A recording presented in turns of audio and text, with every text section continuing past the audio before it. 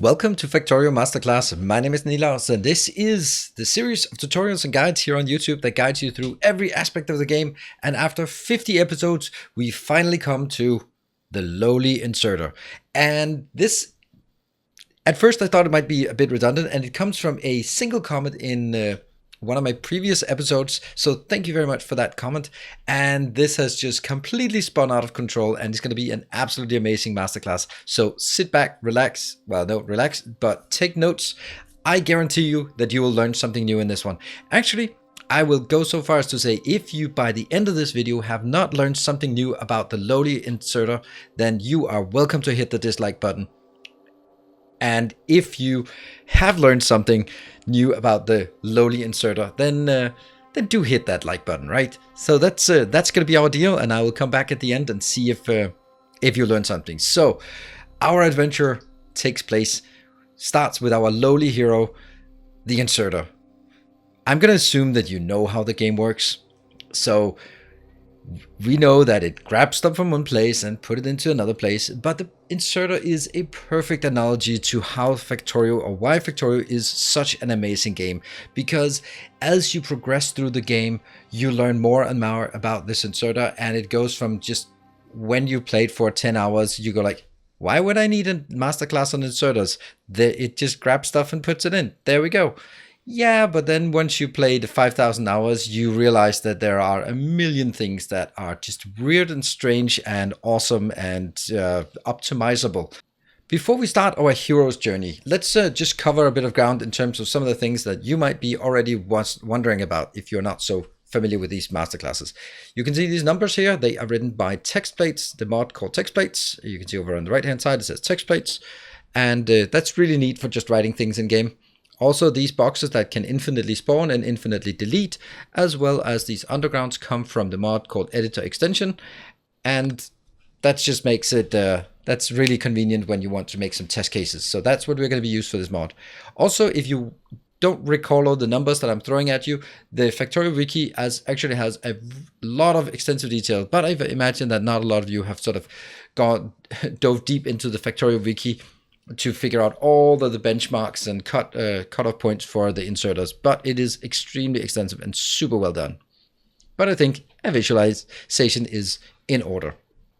So the hero's journey starts with the lowly burner inserter, and then it progresses. It becomes faster, as you can see, with a nice progression here. But I'm just going to touch on something with the burner inserter, and that is if you take that out, and the advantage of the burner inserter is that it doesn't require electricity. The disadvantage is it requires fuel, and as long as you have some fuel in the box, in the location where it picks up, it's going to be fine.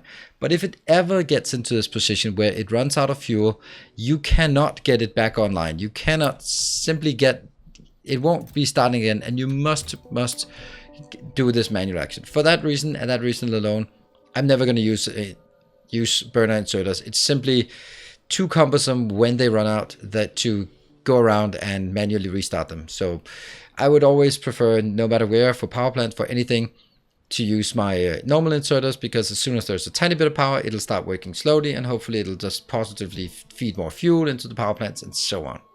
So I don't use the burner inserters. You're welcome to do it, but for me, the disadvantage is that if it ever runs out, you can't get it back online. It's just too much of a disadvantage.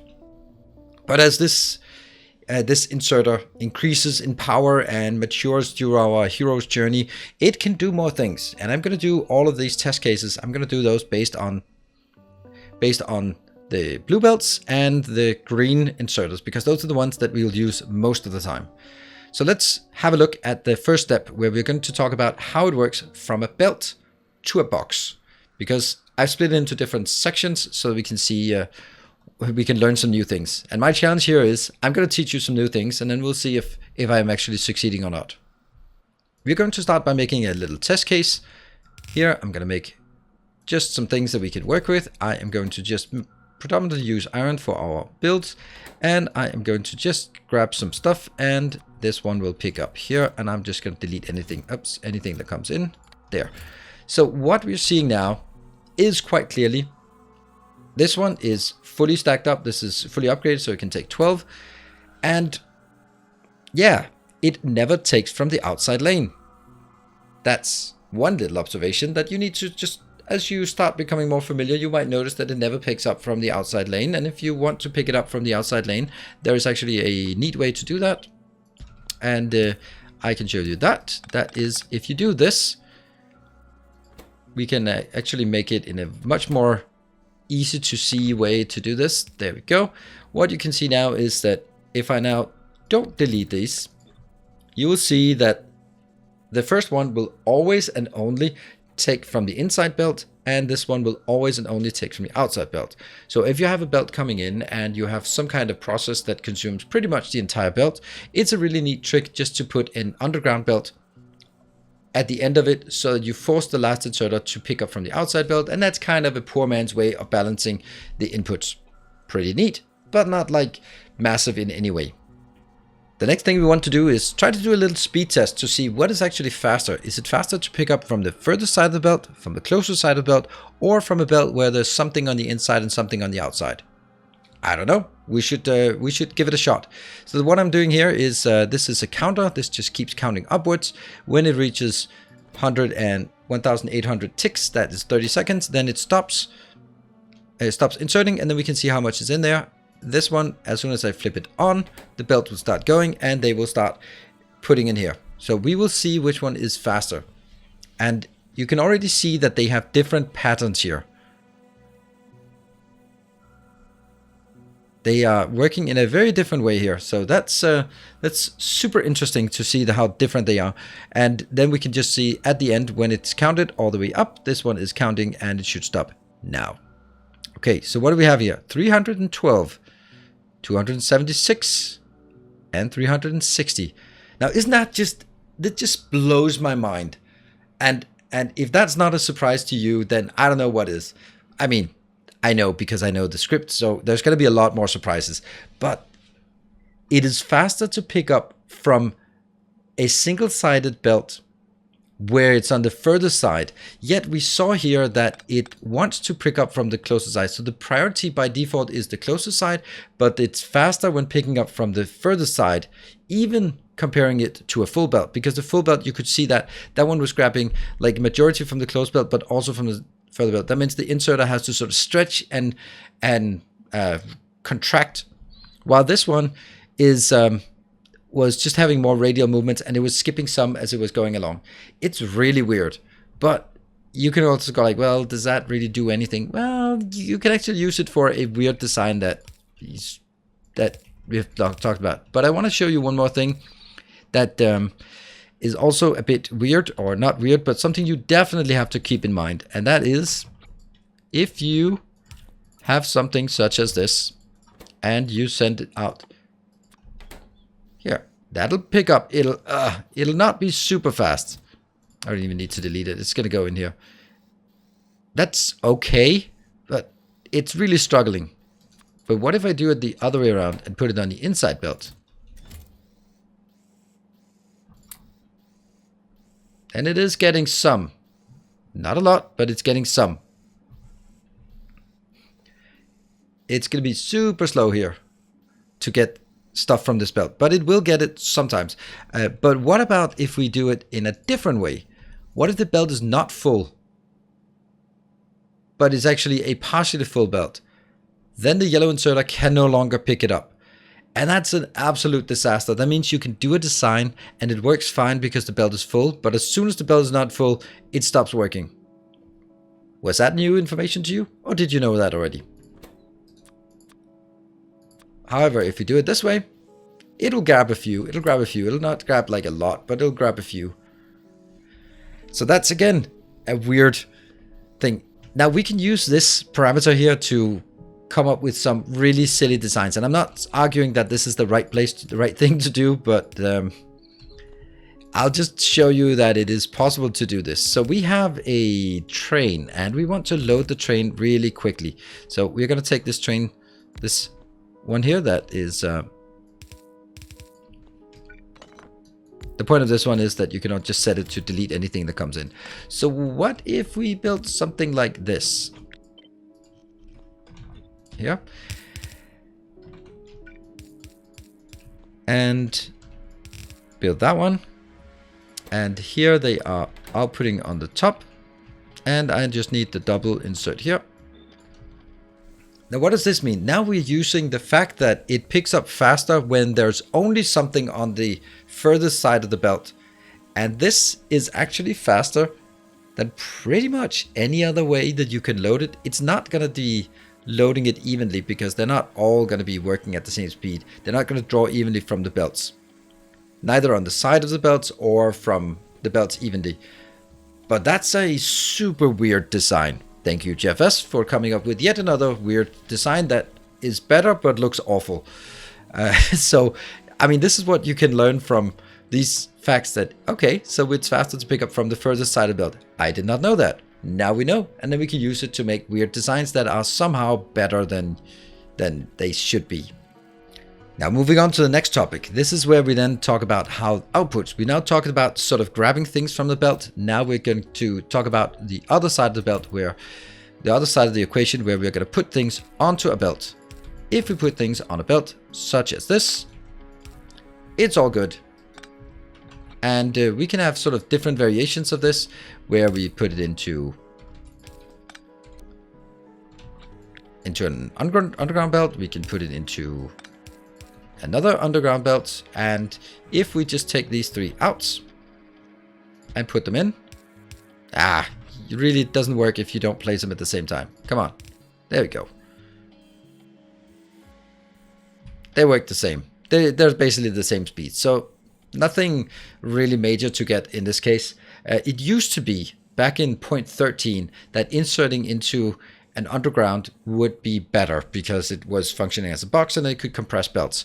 But luckily they've changed that now. What you can do inserts in terms of inserting is you can actually insert onto a splitter. And that will be significantly faster than inserting into a belt. And that's just really weird. It's just really weird.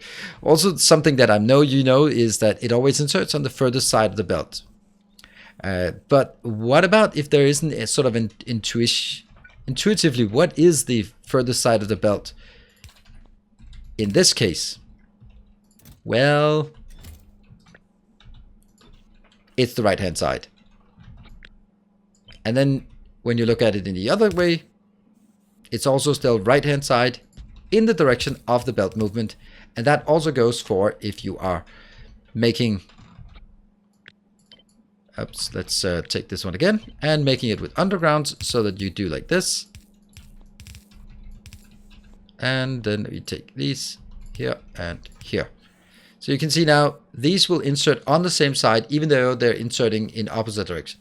That's both good and bad. It's something that you just have to figure out and just accept that that's how it is. But there is one very important quirk about this that is the reason why this is super important. This means that builds do not work in symmetry. Symmetrical builds are not guaranteed to work. Let me show you a very classic example of where symmetry breaks because of this condition.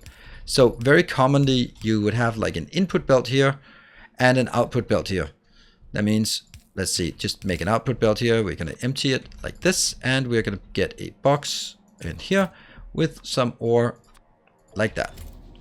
So this works. I'm going to do this. They put them out on either side. That is brilliant. Everyone's happy. What if we rotate it though? It doesn't work. So this is something that you need to keep in mind because of the way that it always inserts on the right hand side in the direction of the belt. You're going to lose things when you start making symmetrical builds. Super important. Did you know that? All right. Maybe you learned something new, but I'm going to keep going. There's way more things that are super weird about inserters. And this is the part where now we're into when you've been playing the game for hundreds of hours, we're going to start working into the domain of when you played the game for thousands of hours. Then these are the things that will come up. So what can we use this for in practical terms? Well, again, trains. I have become very, very partial to a train output build that looks like this. First, we're going to build a train, and this one's going to output. It's going to output some iron. There we go. Happy. And they are going here. This build is very much a favorite of mine. you will see that it is not quite a full build. This is like 37 per second. Not quite there, but on there. But there is actually a potential for making it slightly better. For the weirdest of reason, this is 38 per second. Yeah, that's weird. So that's a practical application of this location. You can also see something else, that if we look at this one, and if you put it out here, it's not going to work. Because what you're actually doing is putting it out on the outs after the inserter. So you put it out here and it doesn't split. That's, yeah, I mean, it's just something that it makes sense. So nothing worried about that. But there is a variation to this. And that's the part where you do this one. Now, and this is where things just become really weird. This thing is faster than just outputting on a belt. So it's not a lot faster, but it is faster. So I don't think that there's a real benefit case to where you do this, and it would actually make sense. But know that there is a little difference between the speed of these two. How do we know? I can take these two, and then I can make sure that that one and that one.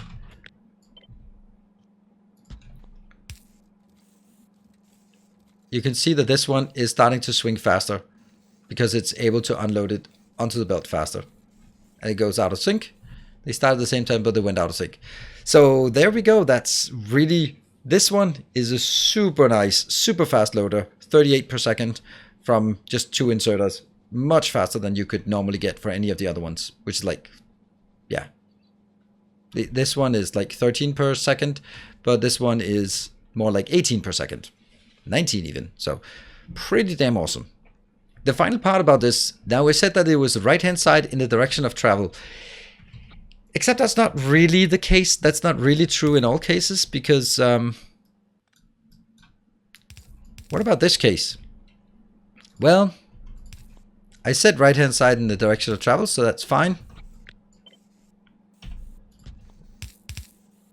But then it's no longer true. Now this one is inserting on the left hand. What if we just have something on this side where it goes here? And this one as well, here. So now you will be able to see that there is at least method to the madness in this case. If you're inserting in a corner, it will always insert in the smallest, in the inside of the corner. That's also super important, because that's actually something you use when you're unloading trains in the following manner, which I sometimes do. I don't like this build, but in this case, you're utilizing the fact that these do not always go to the right-hand side, but actually puts it in the inside corner. Otherwise, this wouldn't be an even belt. That being said, if we look at this, it should also be,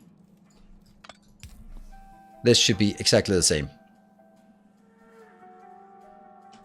Right? Or is it the other one? It's that one. Of course it's the other. It's always the other one. There. Because this one is putting on the right hand side. That means it puts it out here. And that one. So what can we learn from that? So we have this really, really cool unloader as well. Maybe I have not yet shown you anything that that you haven't seen before, that you did not know in advance, but trust me, I have some really good tricks up my sleeve, and this is where it gets super advanced and goes into the realm of where you need to play thousands of hours before you recognize and understand and do things. So I'm going to give that to you. But you know, just before we dive into that, I'm just going to just take a tiny moment to self-promote. There are no sponsors on this channel. Well, there are sponsors, and they are you, my dear viewers. You are the people who are supporting me by watching, but mainly actually by supporting on Patreon. So if you like what you see here on the channel and you want to support, there's of course no obligation, but if you want to support, there is a link to my Patreon, and I really appreciate all the support that you are giving me, and that allows me to continue to make these, hopefully, entertaining and educational Factorio videos as I've been doing for quite a while. So thank you very much to all the patrons who are continually supporting the channel and the work I do here. All right, roll up your sleeves. It's time to get advanced. We are going to look at some weird things. Now this trains, no, we talked a bit about trains. We're going to talk about cars. They're even more dangerous than trains. Well, maybe they're not, but they kind of feel that they are. Okay, we're going to set up 3 cases here. I can't have them not be sort of the same distance between them. And we are going to set up some here. This one will just delete. That one, that's 1 difference. That's 2 differences. And that's 3 differences, or 3 tile difference. And the thing is, with a train or a car, you can put it in here, and then that can act as a chest, or you can put it in here, and it'll act as a 3 long chest. But you know, you can actually also make it just a 1 wide chest. So cars can be super flexible to sort of bridge gaps between inserters if you don't want to use long-handed inserters, because long-handed inserters are too slow. So that's a little trick. I'm not super happy about it, but yay, it's a trick. Put it in your toolbox. Know when you need to get it out. The next thing is something that you are already using, but you maybe just don't know it yet, and that's always interesting. There is a feature here that is actually, I'm calling it self-balancing. When you have multiple inserters going from a single location here, they are actually self-balancing, and you might not be aware of this already. What I mean by self-balancing is you can see they alternate. Now this one, now this one, now this one, now this one. You are actually using that in your green circuit build when you have 3 copper wire inserting into 2 copper cable builds. Then you're actually relying on them sort of being able to alternate nicely between the inputs and outputs. And this one, this is working like that, and it works wonderful. And I'm sure that someone will go like, except that it doesn't work across chunk borders. And oh yeah, it absolutely works across chunk borders now. So maybe I got you there. See? And what I mean by that, if you don't understand what I just did, this is like a debug mode where you can see the chunks, which is kind of like how the game separates things into manageable, well, chunks for calculations. But even across chunk borders, it still recognizes the internal balancing and does that. So maybe I got you there. Maybe I showed you something new and exciting there. Let me show you something, one of the things that is extremely useful to have, and something I absolutely love building myself. I use it quite a lot. And that's actually the trick here, to be able to fill an entire belt with just 4 inserters. So if we just put them in here, there are always going to be gaps, and that's super annoying because clearly they are idling some of the time and they should be able to get there. But the trick here is to go in, set the override stack size to 8, and you set it for the one that is closest, or sort of, yeah, furthest to your destination. And there we go. It is now a fully compressed belt from 2 inserters, and it looks like it's just going back and forth, but it is a fully compressed belt, and it'll continue to be a fully compressed belt. Now that is extremely useful. You can also use it for unloading trains, and to sort of have fewer inserters to unload into full trains without too many balances and that kind of thing. So that is pretty neat. And if you're still not impressed, well, I have a few more tricks up my sleeve. We are tumbling really far down the rabbit hole, and now we need to get into the circuit domain and do work with these to really get to some interesting things. So what this one actually does is I'm just going to set this to delete everything. I'm going to set this to spawn some of these. That is good. And if I then take a condition here, that one, I will set this as just a signal for iron. And I'll grab it from here and drag it in here. And then I'm going to use the one that said set filter. So then we can sort of control this one by sending a signal in. Yes, no. That's not super advanced. You can use that for a few things. One of the things you can use it for is actually to fire it in here. You can set it up to the stack size as well. And then you can set this to minus 10. What this means is if I stop producing more, you will see here, it did not quite do what it was supposed to do. It was supposed to set the stack size as well. Set the stack size, but only from this one. All right, let's redo this. That one. And I'm going to put that in here. So, work. Yes. Now this one, what I'm doing here is basically saying the minus 10 is an indicator that I want to have 10 left in this one. Basically what it does is take the content of the box minus 10, and that is both the signal to go in for the filter, so what is being picked up, and it is the stack size, so that as it gets closer to the value, it doesn't pick up as much. Because otherwise you end up with a situation where there's 12 left in the box, and it picks up all 12, and then it doesn't register this. What can you use this for? Well, you can use it if you want to maintain a certain level in a box, such as for coverage, so you don't accidentally empty the coverage build. It's kind of a thing. You can also use it for having two boxes, and you want to balance them out between each other, so that you put stuff into one and then you balance it over so there's an equal amount into both of these. That is another little trick you can do, and basically it works kind of the same way. You pick it up from here, and then this one will just alternate the signal, take whatever comes in and turn it into a negative number. So you can see if there's something in here, it goes in as 100 and then goes out as minus 100. Then we're basically going to add it to the same one here, and then put it in here. So right now, if there is a positive signal, we are simply going to just say whatever is in here will be a positive number. Whatever is in here is going to be a negative number. If the positive number is greater than the negative number, just start shoveling from one to the other. That means if I put 111 in, it'll continue to work until there's more in this one than there is in that one. If I take some of this out, it'll just start balancing again, rebalancing. And if I put more in here, it'll try to rebalance again. Really neat, but also kind of edgy on when you want it. Now, the last thing I want to show you, and this is the last thing, but it's super weird, interesting, and also kind of useful. Let's look at a very, very late game scenario where you have like really big builds, and we are going to need some speed modules as well. We're going to need some beacons. That's really, I do not need as many of these.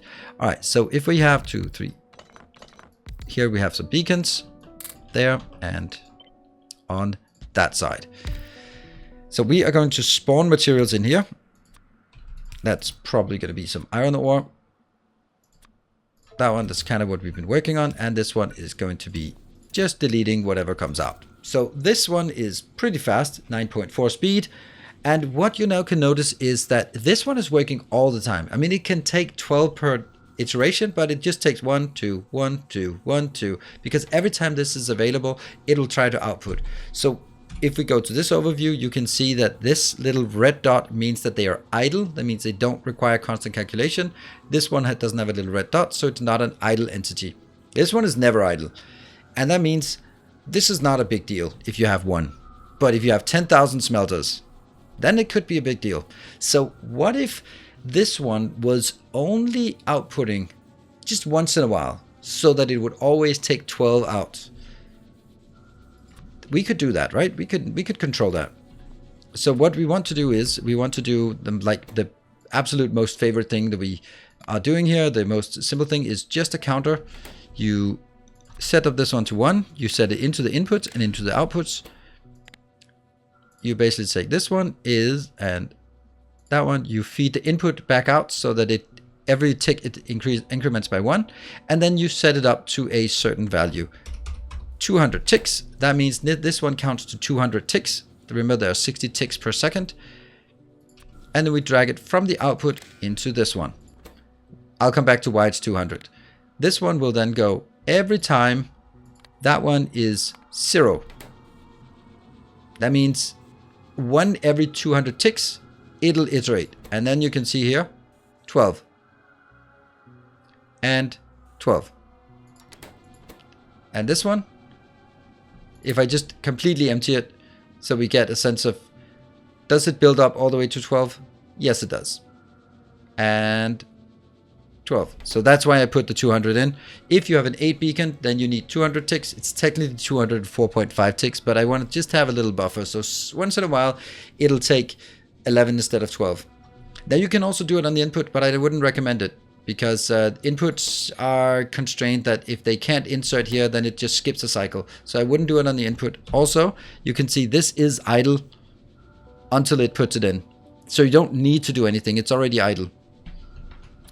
And the other one, which is just going to be the same as this, if you have a 12 beacon setup, which is like also very common, then the answer is in here. It's going to be 143. And then it'll, again, also because it's run faster, so it has to be active in more cycle. Now you can go like, well, you're just, instead of having this one active, you're going to have this. But the thing is, you only really need to have this one active once for the entire base, and that can send the signal to all 10,000 smelters. That means you're going to be saving, you're going to be cutting down on the calculations for the inserters by a factor 200 in this case, or 143 in this case, at the expense of having a single one that calculates. So that's a really way to UPS optimize, like for really big bases. How much it gives? Well, that's a bit left to be desired, but you want to have things just go idle as much as possible. And this way you can control them being idle for the majority of the time. And there you have it. That was the journey of the lowly inserter. And this is now the time that I ask you, did you know every single one of these tricks that I showed you? Because if you did, well, then this was a waste of 30 minutes of your time. But if not, hopefully you've learned a thing or two. And then let's see if you will keep your end of the bargain and hit that like button to see if, then we'll gauge to see how many actually feel that they knew everything there was to know about the inserter already. Thank you very much for watching. It is my pleasure to give you these kind of tutorials. I never thought it would be tumbling down this deep in the rabbit hole of inserters, but I'm happy that I did. Thank you for watching. Until next time, take care, and as always, stay effective.